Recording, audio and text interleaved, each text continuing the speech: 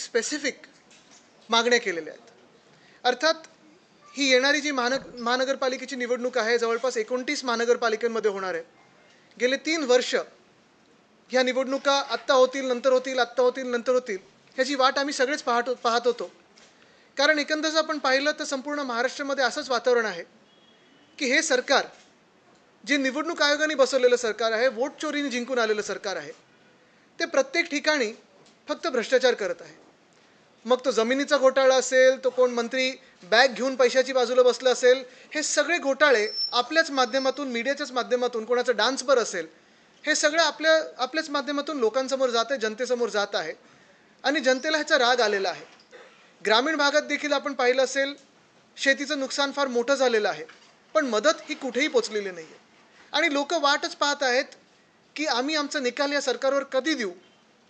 हे लोकांना आता आतुरतेने लोक वाट पाहत आहेत.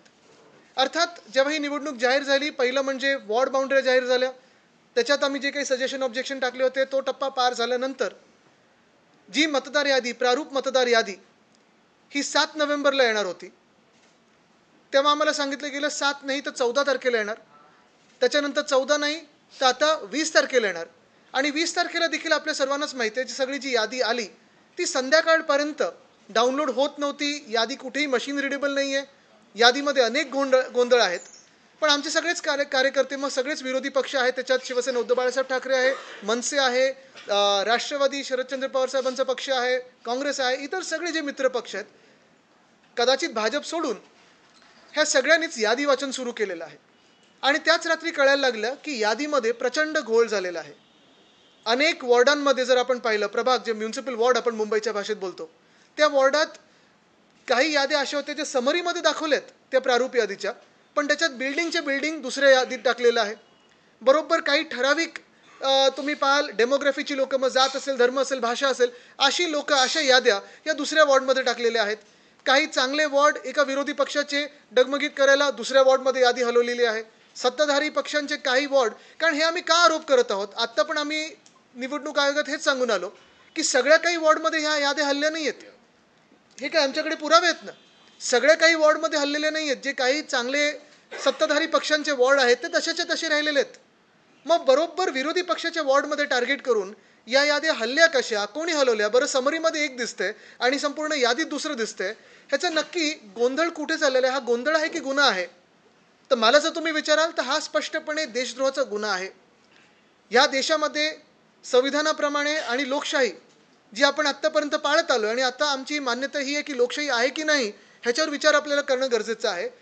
पण ह्या लोकशाहीचं जर आपण फ्री अँड फेअर इलेक्शनचं बोलत असू तर ह्या फ्री अँड फेअर इलेक्शनमध्ये कुठेही असा गोंधळ होता कामा नाही. पण एकंदर फक्त यादीत गोंधळ नाही आहे. जर माझ्या सहकाऱ्यांची परवानगी असेल तर मी काही इतर पण गोष्टी तुम्हाला वाचून दाखवतो ज्याच्यात गोंधळ आढळलेला आहे, कारण आम्हाला हे सगळं बसून अभ्यास करावा लागतो. मशीन रिडेबल यादी आलेली नाही आहे. तुम्ही विचार करा, राजकीय पक्ष म्हणून तुम्ही नसाल, तुम्ही सर्वसाधारण कोणी एक नागरिक असाल, तुम्हाला खरोखर माहिती आहे का प्रारूप यादी जाहीर झालेली आहे? दुसरी गोष्ट म्हणजे ती प्रारूप यादीमध्ये तुमचं नाव जाऊन शोधायचं कसं? तिसरी गोष्ट म्हणजे जर माझ्या बिल्डिंगची यादीतलं नाव किंवा बिल्डिंग ह्या दुसऱ्या वॉर्डमध्ये टाकलं असेल तर मला खरोखर कळणार आहे कसं की माझं नाव इकडून तिकडे गेलेलं आहे? आणि हीच कारणं आहेत की मतदानाचा टक्का कमी होतो किंवा ज्या लोकांना मतदान करायचं आहे त्या लोकांना मतदान करता येत नाही. पण आता काही काही गमतीशीर ज्या गोष्टी आमच्या समोर आल्या आहेत त्या पहा ना ह्याच्यात. आता जो पहिला आम्ही एक आक्षेप घेतला होता, आपल्याला आठवत असेल, वरळीचं जे मी प्रेझेंटेशन दिलं होतं, एक 10 बाय 10च्या खोलीमध्ये जवळपास 50 लोकं दाखवली होती त्यांनी. घसीटाराम हलवाई दुकानाच्या मध्ये 48 लोकं दाखवली होती त्यांनी. अशी 10पेक्षा जास्ती असणारी जी घरं आहेत मुंबईमध्ये, मुंबई महानगरपालिकेच्या क्षेत्रामध्ये 10पेक्षा जास्ती असणारी घरं, 10 लोकांपेक्षा 26,319 आहेत.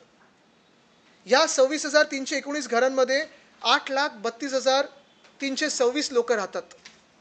आता हा आकडा एवढा मोठा आहे.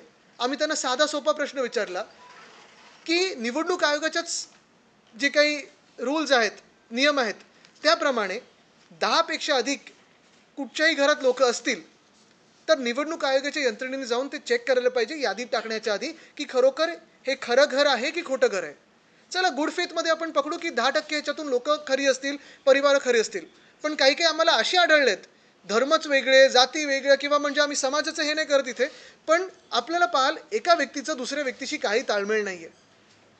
हा गुन्हा आहे की गोंधळ आहे हे निवडणूक आयोगाने आम्हाला सांगावं. तसंच जर आपण पाहिलं तर डुप्लिकेट एपिकवाले जवळपास 1,500 आहेत.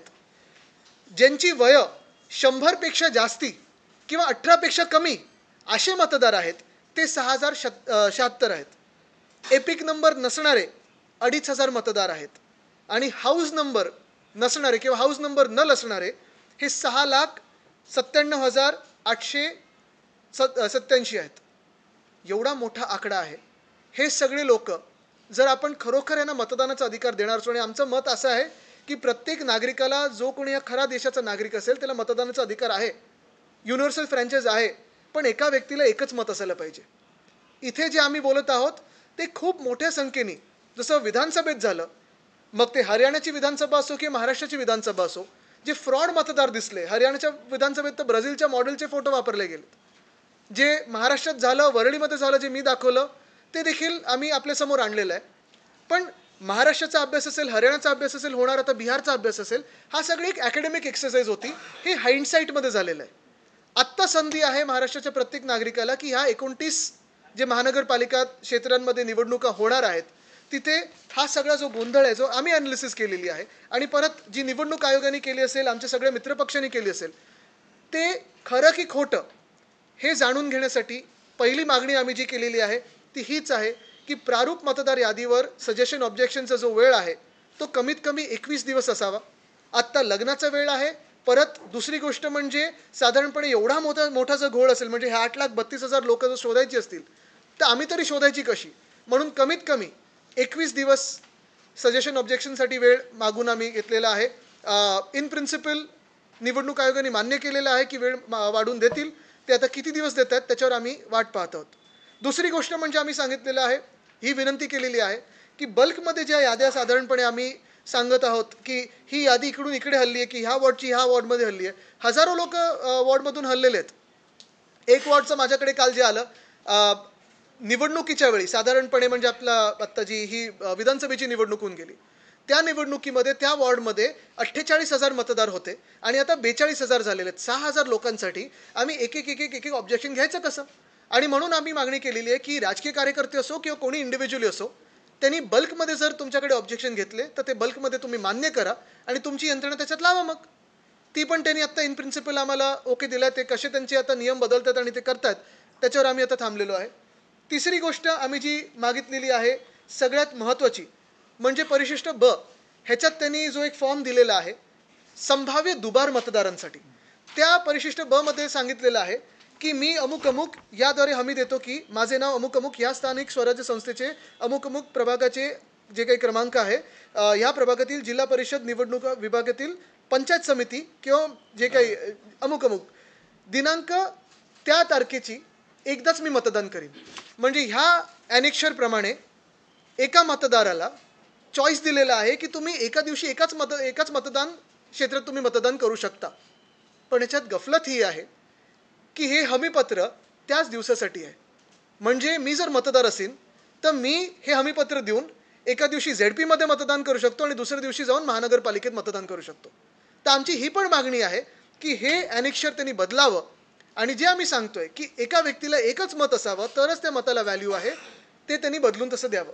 ह्या तिन्ही मागण्या आणि इतर अनेक मागण्या ज्या राजसाहेब आणि उद्धवसाहेबांनी केलेल्या आहेत त्या आम्ही त्यांच्यासमोर ठेवलेल्या आहेत. आम्हाला खात्री आहे की सगळ्यांनाच निवडणुका ह्या आत्तापर्यंत जसे होत आल्या फ्री अँड फेअर तशा झाल्या पाहिजेत, लोकशाही पद्धतीने झाले पाहिजेत आणि वोट चोरी ही जी आम्ही आत्ता पकडलेली आहे ती थांबली पाहिजे, तरच ह्या पूर्ण प्रक्रियेला काही अर्थ राहील.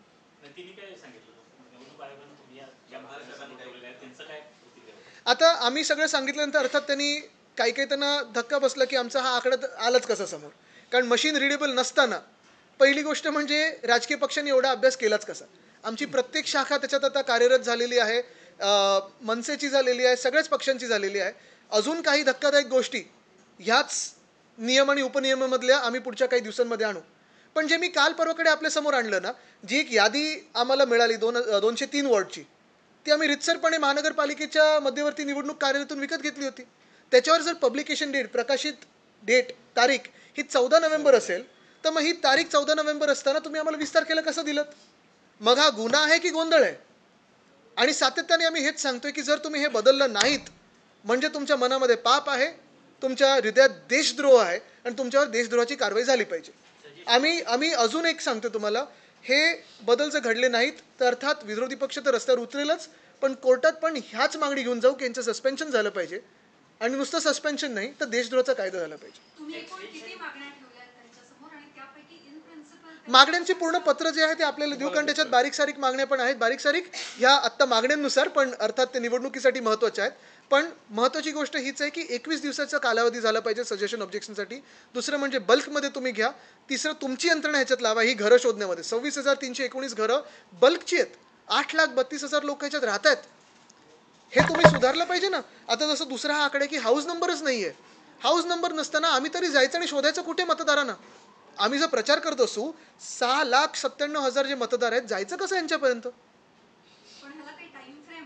अर्थात टाइम फ्रेम म्हणजे आता ह्या 21 दिवसामध्ये हे त्यांनी बदललं पाहिजे ना ड्राफ्ट रूलमध्ये. प्रारूप यादीचा अर्थ हाच आहे की आम्ही जे काही ऑब्जेक्शन घेऊ त्यांनी त्याच्यावर रुलिंग देणं गरजेचं आहे.